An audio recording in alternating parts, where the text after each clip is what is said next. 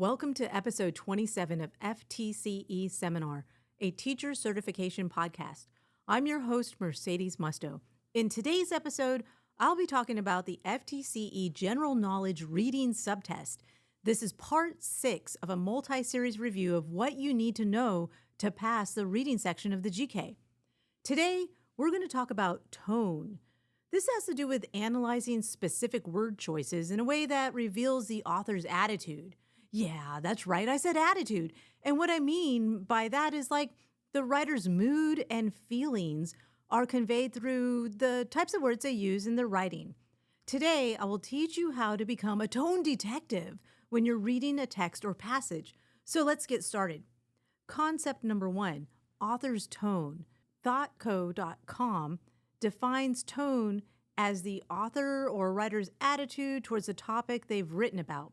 For example, tone can be comical, playful, angry, informative, persuasive, sarcastic, or tone can even be serious, lighthearted, or morbid. Ew. So Edgar Allan Poe-ish. It can also be candid and so on. Like me, for example, my attitude towards writing tends to be informative, instructional, and admittedly goofy. Is that a thing? It is now. Writers.com agrees that tone is the author's attitude conveyed in their writing. So what does this look like or sound like for that matter, and how does it help me pass the test? Well, I'm glad you asked. Let's visit some real-life examples. Hey now, while you're listening, think about the word selection and how that relates to the author's attitude. Example number 1. A loud bang outside the coffee shop startled Sarah. She rapidly scrolled through Instagram while shaking her foot under the table. "Cappuccino for Sarah," the barista belted from the counter. Panicked, Sarah looked at her phone again. It isn't what she ordered. In this first example, the authors selected words like startled, rapidly, shaking, and panicked. These words let us know that Sarah's nervous and anxious. But you got that, right? Let's hear another example. Example number 2. "Cappuccino for Sarah," said the barista. Sarah sighed and flung her phone inside her bag. "This isn't what I ordered," she sneered at the barista. "Espresso. Every day I get an espresso," she barked. "Now I'm going to be late." In this example number 2, the authors selected words like sighed, flung, sneered, and barked. Indicate that Sarah is clearly agitated or angry. Hey, you're doing great. Let's try another example. Example number 3. Sarah admired the coffee shop music. She's always enjoyed the sounds of cello. "Cappuccino for Sarah with a triple shot of espresso," the barista winked, and Sarah smiled. "Thank you, Chris. Did you know that the legend of the cappuccino dates back to the 17th century? The legend is that Marco de Avagno, an Italian friar, invented this fine espresso shot with steamed milk. Delicioso." Okay, so the author selected words like painted a picture of a calmer, more likable Sarah.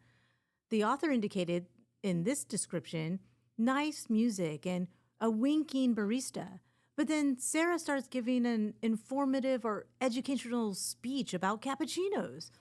We know this because she references a date like 17th century, follows this all up with facts about cappuccinos, and then even gives a definition of the unique coffee itself. That's how we know the tone here is educational or informative.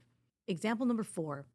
Sarah fixed her hair and picked up the cappuccino at the counter.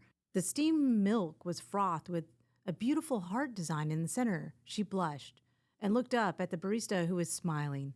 "Maybe come back tomorrow for another cappuccino, love?" Sarah nodded yes and dreamt immediately of tomorrow. Ooh la la. In example number 4, and hooray for Sarah, can you figure out the tone in this one? Yeah, you're so correct. The tone is hopeful, flirtatious, and maybe even a little bit loving. We can tell because the author used words like beautiful, blushed, smiling, love, and dream. Well, that was kind of fun, right? I know. Let's review. Remember, the author's tone is their attitude, feelings, and mood about the topic they're writing about. We can decipher the tone like the good little tone detectives that we are by paying really close attention to the word choice in each sentence. Remember, tone can be conveyed as nervous, anxious, agitated, angry, hopeful, loving, or even educational, and so much more.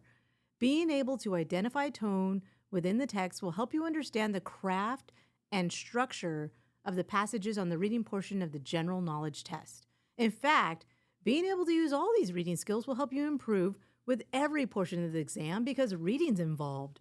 I mean, how cool is that? For more practice with reading strategies, visit FTCEseminar.com to study for the test.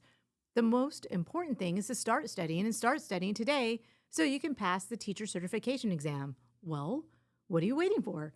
Check us out on YouTube at FTCE Seminar and start studying today. This podcast was recorded at Pickens Multimedia Studio at the University of West Florida. This podcast is listener supported. Contributions can be made via the listener support link on Spotify. This is your host, Mercedes Musto. Join me again on FTCE Seminar, a teacher certification podcast, so you can pass the FTCE